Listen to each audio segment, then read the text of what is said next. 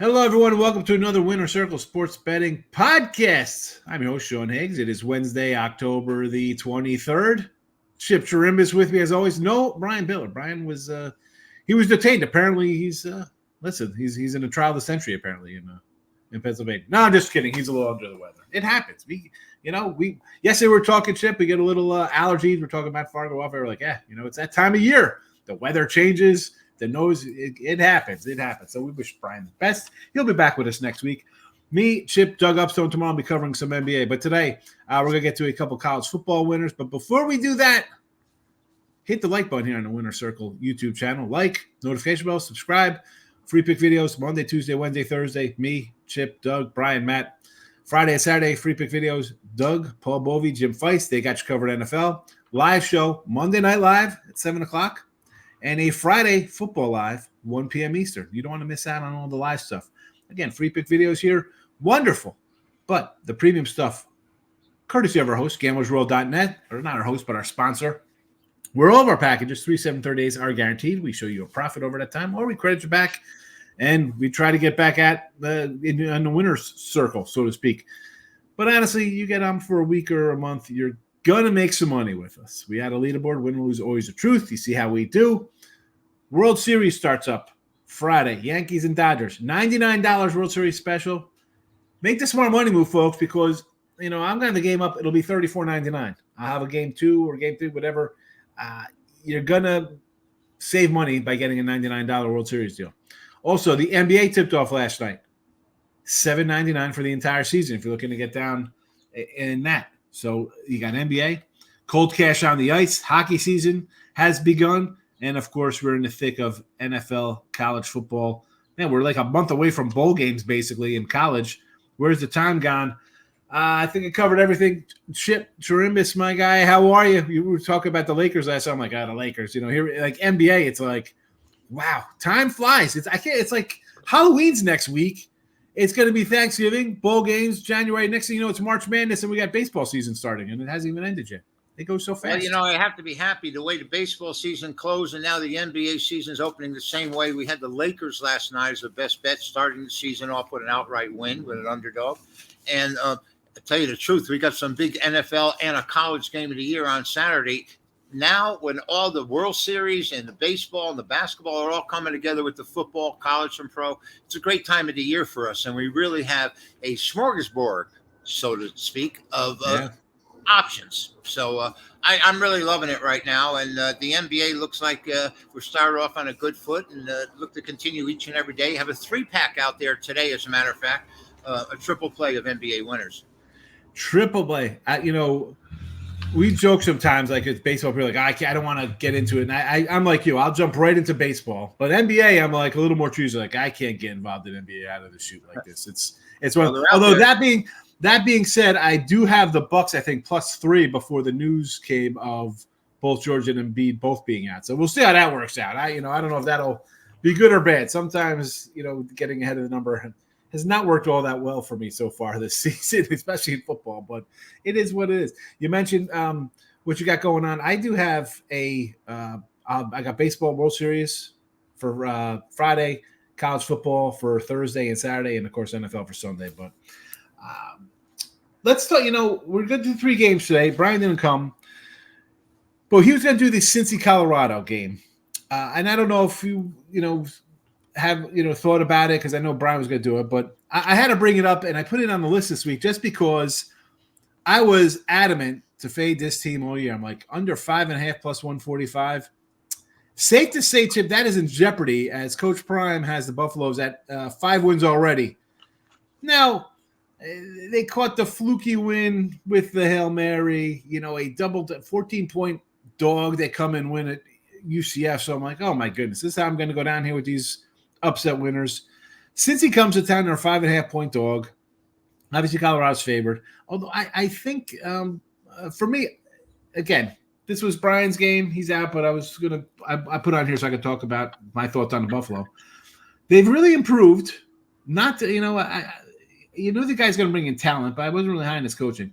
But in this spot, I kind of lean Cincinnati just based on, they're 5-2 as well. Their losses, Texas Tech by 3, which was a push on the line, and at Pitt again, 2 road games like this one.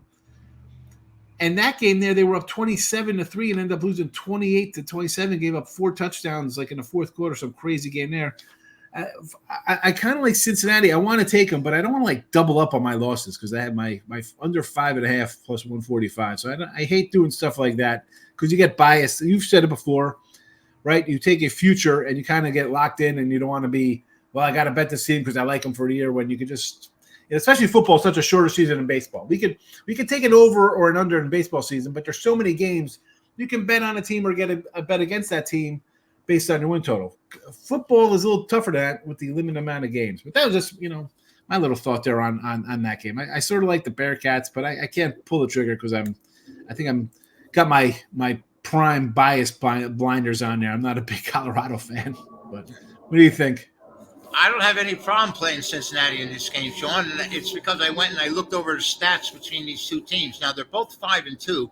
And they've both been, I'd say, undervalued by the bookmakers this season. I mean, Colorado, you expected them to stay under that 5.5 total, and they're already at 5. And Cincinnati, they're coming from nowhere as far as I'm concerned. They are number 24 in the nation in offense. They're averaging 450 yards a game. Colorado, who's known for their offense and who bases their entire game on their offense, is only averaging 398 yards. So Cincinnati actually has an advantage there. 172 yards rushing, 280 yards passing. They're giving up 396 yards on defense. So defensively, these two are very close because Colorado's given up 398. Colorado is only averaging 2.7 yards per rush, and that's a big problem for them. They're averaging over 300 yards passing. But Cincinnati's ability to control the ball is why I'm liking them here. And I think there's going to be a natural tendency for the public to jump on Colorado because of their play so far, which is sort of unexpected. Like you said, 5.5 isn't a big total wins, and yet they're almost there already. So I think Cincinnati's the play here. I really do. Yeah, I agree. And again, this was Brian's game, but I figured I just want to touch on it because I'm a little disheartened that Colorado's where they are. I hate because last year I was same thing against them. They came out kind of strong. They ended up not winning, but it is what it is. Brian's actually number 1 college football on the gamblersworld.net premium side of things, college football. So be sure to check him out. But let's move on to Chip's game here. LSU and A&M. I got a premium on this one, so I'm not going to say too much here. A&M, a 2.5-point favorite, total of 53. Let's not get – I know people are going to run to, LSU's got Alabama. There's a bye week in between here, folks, so don't just think that's, automatic kind of look-ahead kind of spots. Number 8 versus number 14. A&M kind of started bad against Notre Dame there. I thought I had A&M that game. Well, that was a loser. I'll talk about Notre Dame in a second versus Navy, but this is your game, Chip. LSU A&M, 2.5 and a 53 total. Well, after that opening game loss to Notre Dame, A&M has reeled off 6 straight wins. Both clubs are 6-1, but both clubs are struggling against the number. I mean, LSU is 3-4, and A&M, the Aggies, are 2-5 against the points. Now, these two clubs have alternated wins the last 7 years, with LSU winning last year, which would mean timing-wise, it's supposed to be A&M's game. And maybe it is here. I sort of lean toward them. LSU, but the thing that bothers me here about this, Sean, is that LSU has covered 9 of the last 10 meetings. Even though they've split those meetings, LSU has gotten the money with all the points they've gotten. A&M, as a matter of fact, is a money burner. They've only won or covered 2 of their last 10 going back to last year. A&M has a better defense. LSU has a better offense. ASU is A&M, is averaging 218 yards a game on the ground, and I think that might be the difference here. But I expect this game to stay under the total. A&M and LSU under the total. The 2.5 is a really tough number to crack. It's probably going to end up 3. Sean, do you think they're going to be that the public would be on the Tigers here, or are they going to go with A&M? My instinct was that A&M's record is so poor against the number that people kind of discuss it with them and rather just play against them. Yeah, because this is such you look at this game and it's a pick 'em 3 but you talk about the A&M home field, right? It's supposed to be a big, it's the 12th man and this and that. And yet the line's kind of reflective of just a okay game, right? It's not even 3, it's 2.5. Yeah. And LSU, what has LSU? You beat Ole Miss. LSU's come on pretty strong for me. I think they're playing a lot better than I thought they were going to. Yeah, I don't know with the LSU squad. Again, I got a little something on this one here, so I don't want to say too much between LSU and A&M. But chips of play here under the 53. We both sort of like Colorado there as a free pick. We talked about A&M playing Notre Dame to open the season. Again, they went from a dog to a favorite in that spot. Anyway, we saw how that one turned out. Notre Dame now comes to East Rutherford against the Navy Midshipmen, ranked undefeated Navy, baby. Look at Navy. Who would have thought? Them and Army crash collision course for the AAC championship game. 13-point fade for Notre Dame, a total of 52.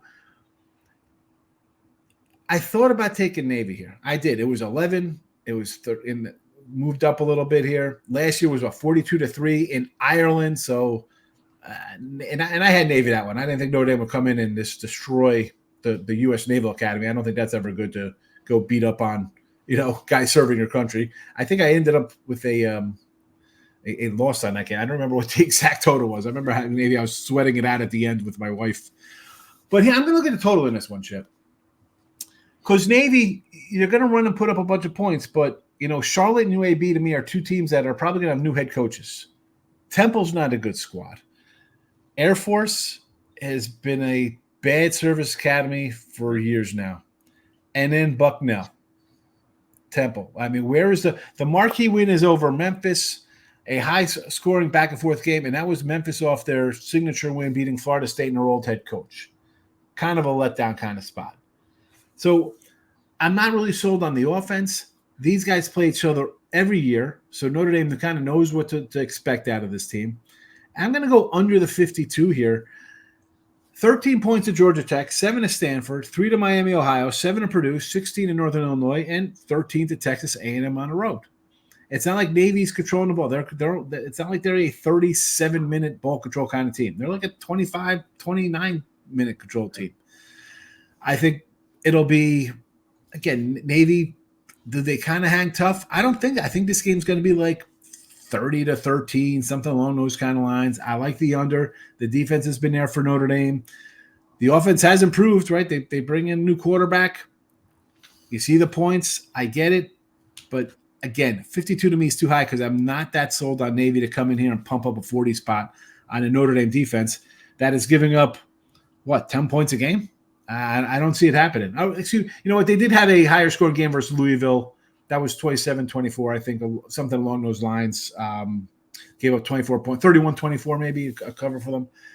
But that's also against Tyler Shaw. We talked about him yesterday, a guy who throws for 300-something yards a game. So different kind of aspect for a score in there. Everywhere else, this tells me this is a 10 to 13-point game, maybe 17 tops for Navy. I'm going to go under the 52. I can understand it. I can see that, particularly the way Navy controls the ball on the ground. It's kind of funny for people that make their living on the water. 6-0, 5-1 against the point is Navy. And Notre Dame is 6-1 as well, and 5-2 against the number, which is kind of surprising to me because usually you can make money by fading the Irish, particularly in big games. But they're 9-1 in their last 10, 8-2 against the number. Their only loss is to Northern Illinois, and we know what happened there. Otherwise, we'd be talking about Notre Dame being one of the top 4 teams in the country. They're only allowing 279 yards per game, total yards per game, and I think that's going to be the difference here. The Irish are bigger and stronger. We know that. The Naval Academy, they're averaging 390 yards offensively at 275 yards rushing. But Notre Dame should be able to shut down this one-dimensional offense, and they're not so one-dimensional as they have been in the past. Sean, when they would only throw 1 or 2 passes a game, they've actually picked up the pace a little bit throwing the ball. But, this Notre Dame team is only allowing 4.4 yards per play. That includes passing and running. I think the defense is the difference here. we know that it's great what's happening to the service academies this year. Army, Navy would be great for them to be entered the season matchup undefeated, but I don't think that's going to happen. I think this is where Navy gets sunk. I'm going to play Notre Dame. And by the way, I have something for you, Sean. I just figured it's very quick, though.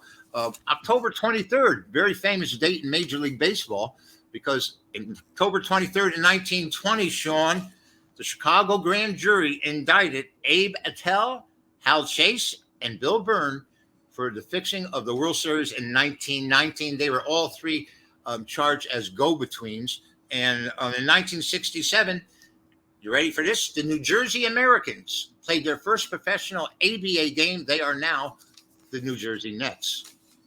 So that's it. And I'm going to stick with. I was going to say the New Jersey Nets. I remember when they were going to be called the Swamp Dragons. They tried to change their name to the Swamp Dragon. I think owner Seth remembers that. I remember going to Swamp ABA Dragon games and see Artis Gilmore and Dan Issel and tremendous matchups at Malchione. And they really busted into the NBA by stealing a lot of talent. And it's easier in basketball than football because you only needed 5 players. Whereas in football, when the AFL started, they had you got to come up with 60 different names, or at least 45 at the time. But I'm liking what we're seeing here today, and I think Navy's in trouble for the first time. Chip likes Notre Dame. I tend to agree with that, but I'm going to stick with the under 52 as the official play for the video. And you mentioned like the Nets, and then they go to Brooklyn. Like that was terrible. Like, can they stay in New Jersey? I know the Continental Airlines Arena wasn't a sexy place. They need their big rooms and whatever suites they call for the corporations and stuff. But man, I saw concerts there. Nets basketball, college basketball. They had like NCAA tournament games there. Right. Now it was a parking lot. It's a parking lot for the new Snoopy field out there. Ridiculous.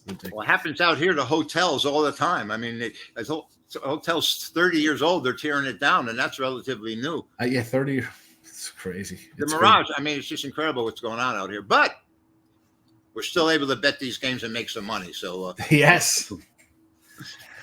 For the show, Navy under for me. Chip is on the under for Texas A&M. We both like Cincinnati here. That was Brian's game. He's not around today. It happens. So be sure you can check out his premium stuff. Again, these are free pick videos here. Hit the like button, subscribe, notification bells on so you know when we put our little free picks up. Leave a comment if you like, good, bad, indifferent. I mean, we don't mind. I look at the comments. It's all right. We don't win all the time. You can make fun of us. It's okay, folks. It's all right. We come here every day. We're going to win. We're going to lose. We tell you how we do here. Premium stuff on gamblersworld.net. As Chip mentioned, he's got a triple play up of NBA today. He was talking about his LSU A&M game. I got a premium on that going this weekend. NFL football, Chip will have the premium plays. I'll have premium plays. Brian and the rest of the crew, 11 other handicappers, will have premium stuff up today, tomorrow, through the weekend at gamblersworld.net. So be sure to check that out. Again, World Series on Friday. You can't beat a $99 deal for a World Series, which I don't think it's going to be a sweep. So let's figure it's going to be at least 6 games. So $99, you're getting the deal there. Make that smart money move. Get a baseball pass with me, Chip, or whoever you would like. But we're out of here on a Wednesday. Good luck to you. Chip, good seeing you. Tomorrow, me, you, and Doug, some NFL football for those interested in some NFL. I don't know if people like to bet NFL. Maybe they do. We're going to find out tomorrow's show. All right, everybody, have a good Wednesday. Thank you for watching. Bye-bye.